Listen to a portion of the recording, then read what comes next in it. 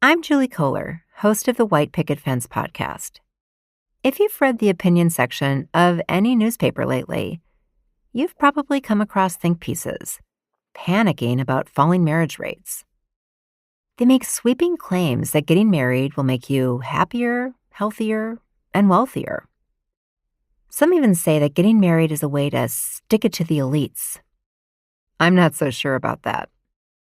This season on White Picket Fence, we're examining the current marriage panic. We'll go beyond the rosy sheen of love and commitment and expose the darker side to all of this marriage talk and explore what becomes possible when we broaden our imagination around what relationships can look like. Listen and subscribe wherever you get your podcasts.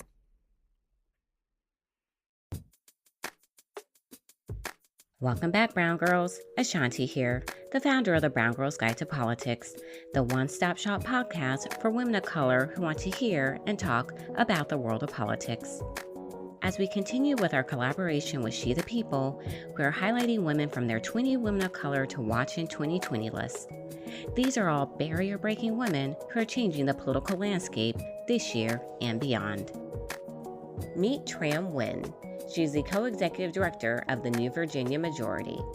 Her goal in 2020 is for New Virginia Majority to turn non-voters into voters and voters into leaders in their communities.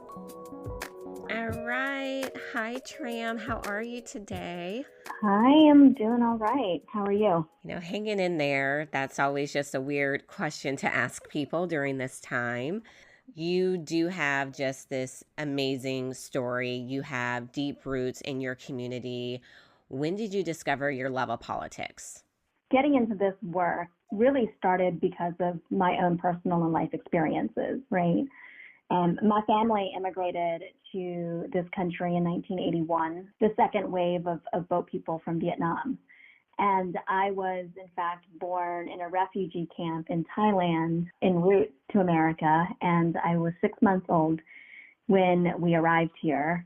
And we chose to settle in Virginia, of all places. And in the 80s here, things were a lot different, right? I remember in first grade, classmates debating in front of me whether I was Black or whether I was white, because people that looked like me, right, was not something that they were accustomed to, and they needed to put me in a box. And so throughout my life, just growing up and knowing that I was so different and really experiencing prejudice and racism in ways that like no one around me knew how to explain to me. Whenever I asked my teachers or my parents to help me navigate this, the response that I always got was, don't worry about it. Study hard, you succeed, get straight A's, you're going to be fine in life. I don't think that is the right message that we should be sending to people, right? It's people who look like me, who look like us.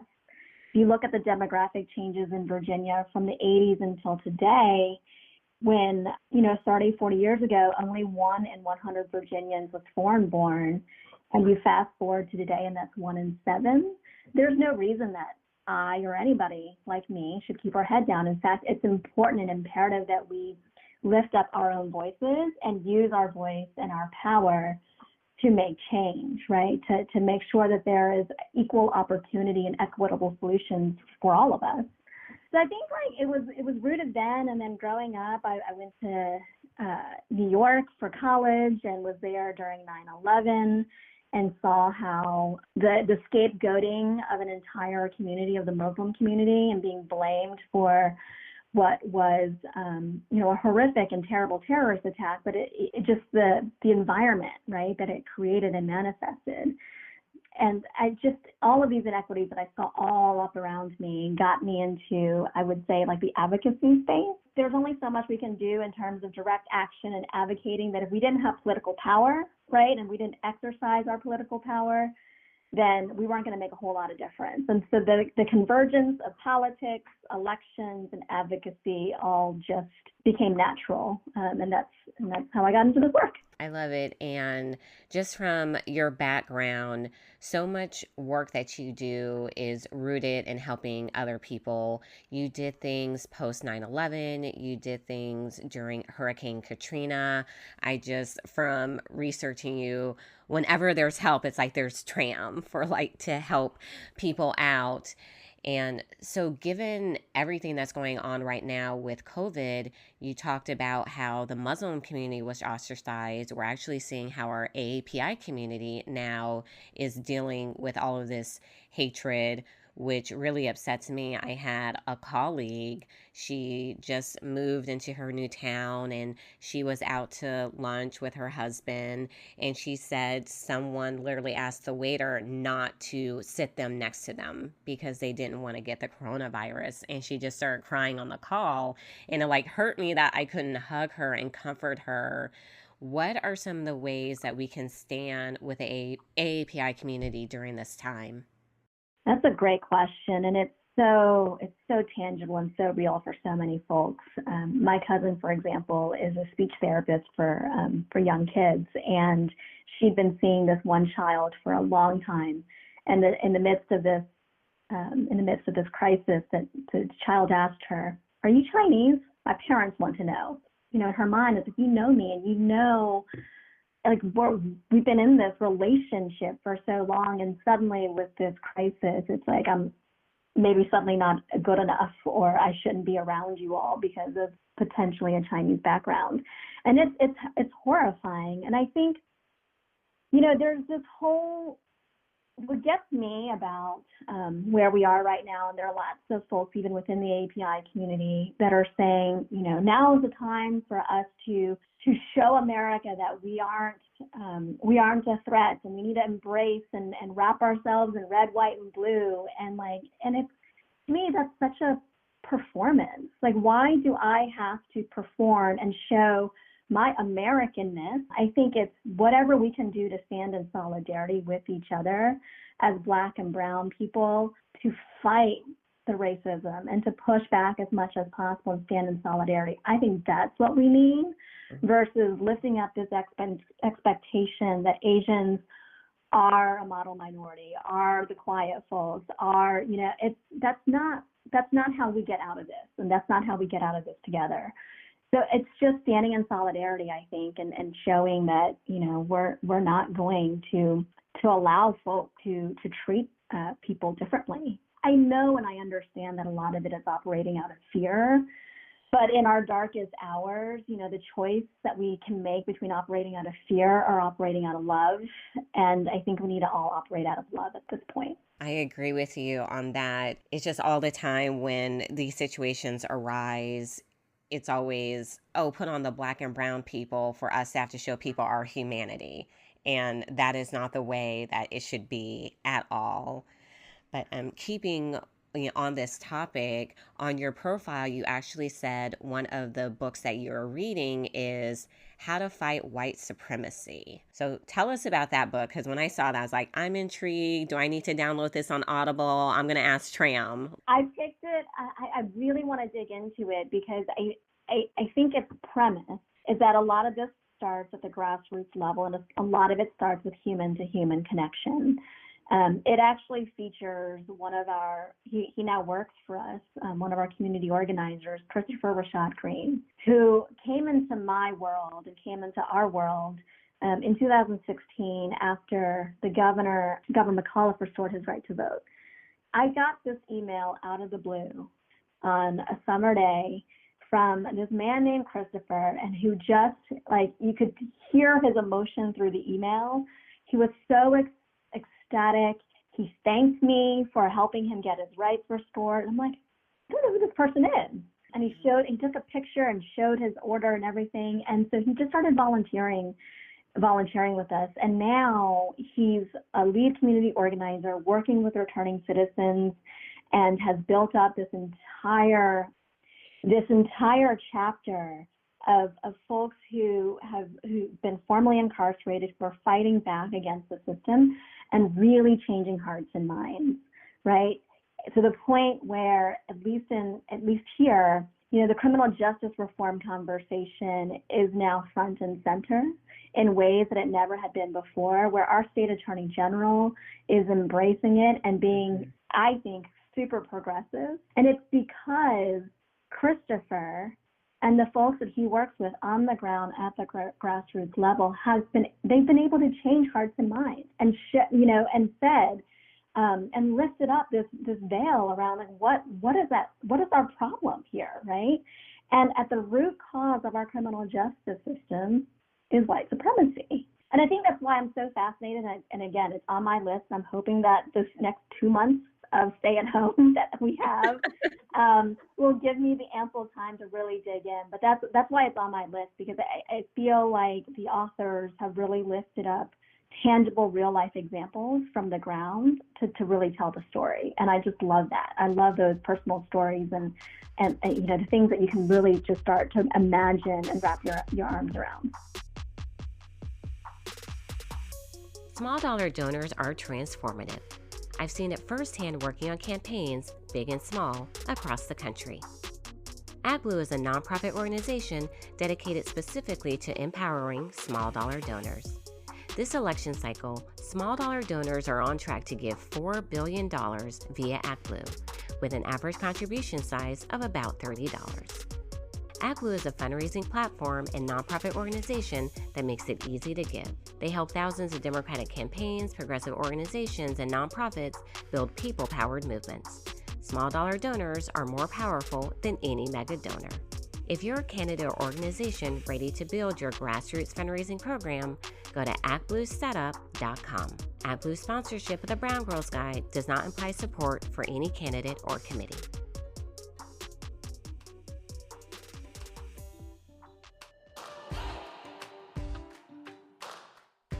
If you need a dose of creative inspiration, I recommend listening to Social Distance Assistance. It's a podcast about we can help each other when we can't be near each other. Hosted by Kelly Jones and her 8-year-old daughter, June. One of those helpers is Dr. Lisa Woolfork, a UVA English professor and the host of Stitch Please, the official podcast of Black Women Stitch, a sewing group where Black Lives Matter.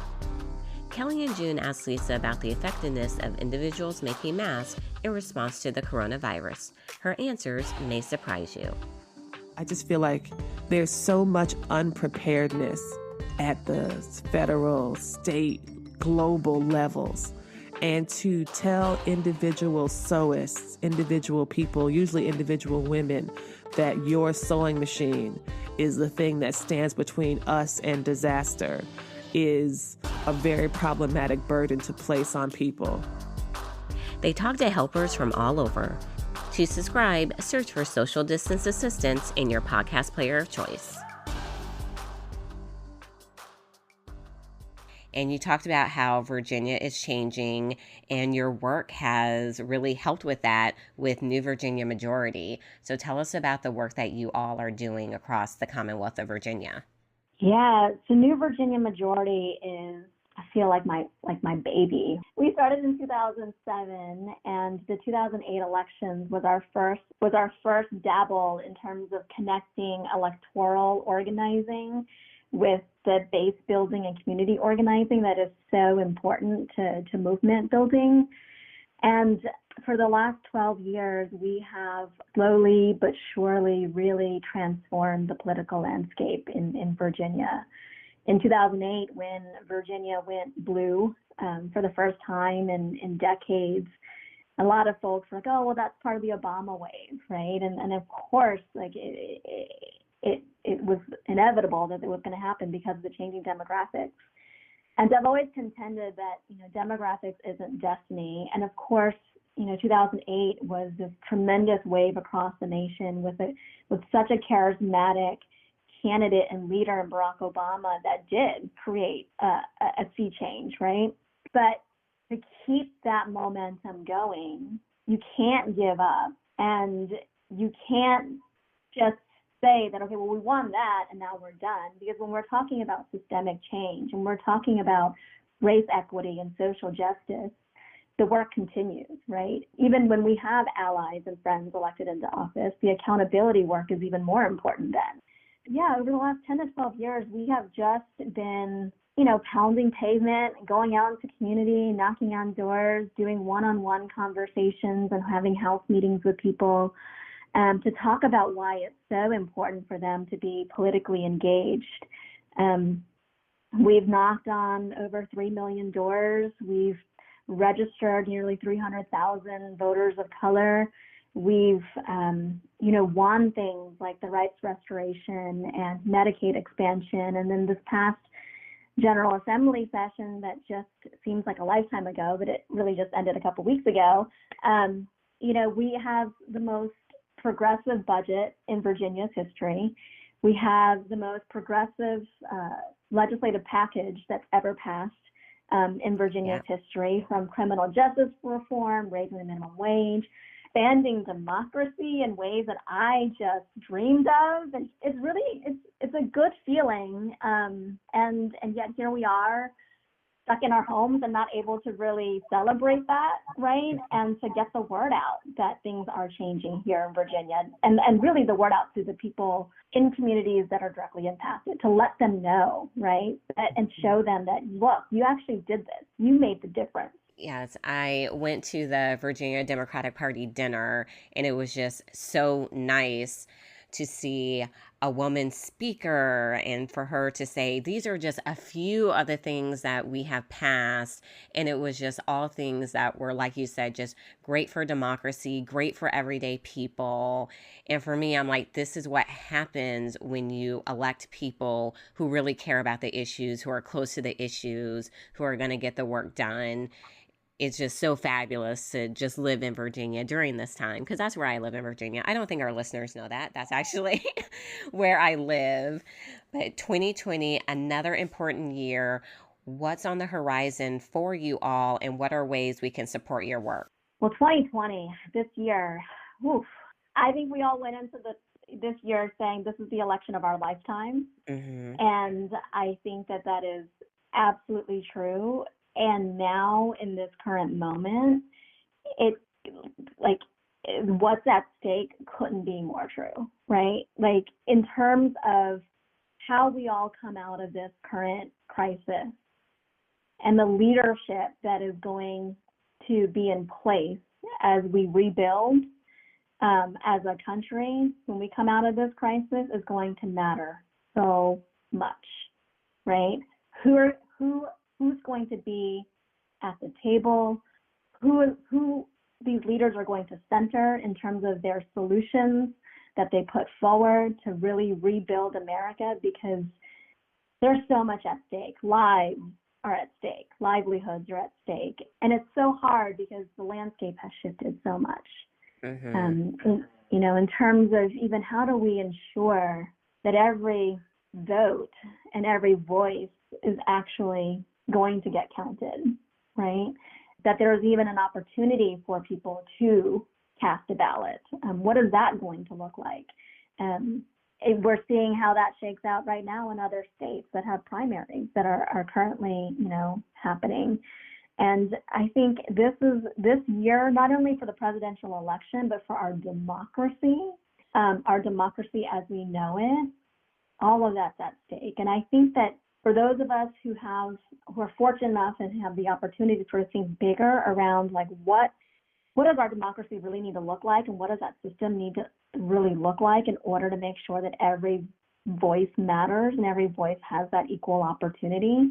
I think now is the time to really start thinking creatively and not just keep chipping away, right? But let's start thinking creatively around what that overhaul needs to look like on the back end of all of this.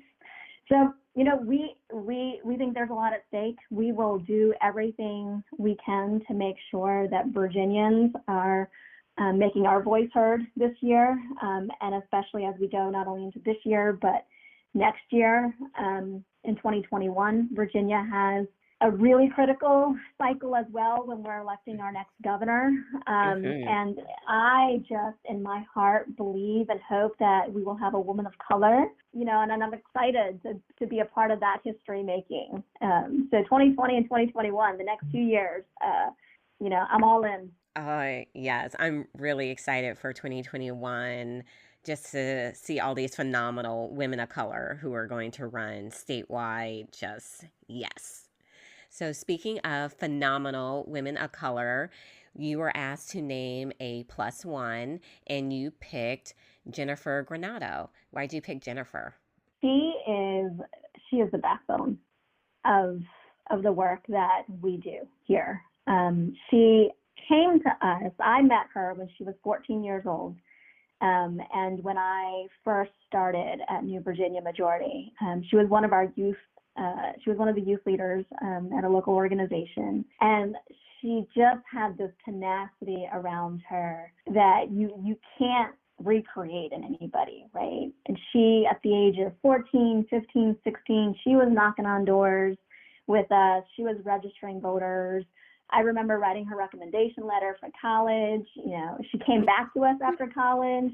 Oftentimes in this movement work, we hear and see voices like ours, right, who have a microphone, who have a platform, get invited to these meetings and conferences and speaking opportunities, but we never have the opportunity to hear and see the people behind the scenes that really make it happen, right? That take care of all the logistics and all the admin work, who they just make sure the ship is continuing to sail. And Jennifer is that person.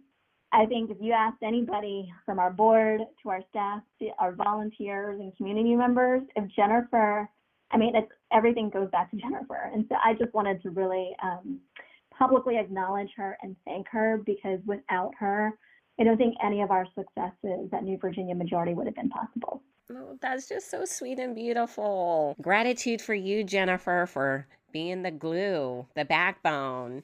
We all need those people. Okay, Tram, I've loved this conversation, and I'm going to go into our final question that we ask all of our guests.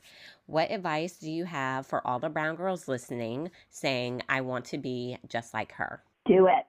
Listen to your inner voice. I go again, that 6-year-old girl in me that was always so confused and didn't have folks around me to encourage me to use my voice. For a while, my teachers used to call me a shy girl. And it wasn't because I was shy, it was because I was conditioned, right, to not use my voice and to not ask questions. And so to all the little girls out there, use your voice, find it, and don't be afraid. Don't be afraid to ask the hard questions and seek the answers, and keep your head up. Keep your head up, because we need you. Oh, thank you, Tram. This has been such an inspirational interview. Thank you so much for your time and for all that you do. Thank you so much to all of our listeners who took the time to rate and review us. Here's one of the great reviews we have received called Good Stuff. This show is engaging and interesting and worth listening to. It has a tone that I really like and value, people sharing their stories and their perspectives, not throwing barbs at anyone. I have let go of political shows that rile me up without fail. There are some truths that can challenge us, that are difficult, that we need to listen to, and then there are people who just want to stir up anger without any underlying point to make. I'm listening to discern the difference. This is a good show. Thank you for your contribution to a healthy conversation. If you have a quick minute, please rate and review us on any podcast platform. We really appreciate it. Stay up to date with us on the BGG website, www.thebgguide.com, and on our social media, Facebook, Instagram, and Twitter at The BG Guide. The BGG podcast is produced by Wonder Media Network. You can find them on Instagram at wmn.media and on Twitter at wmnmedia. Until next time, brown girls.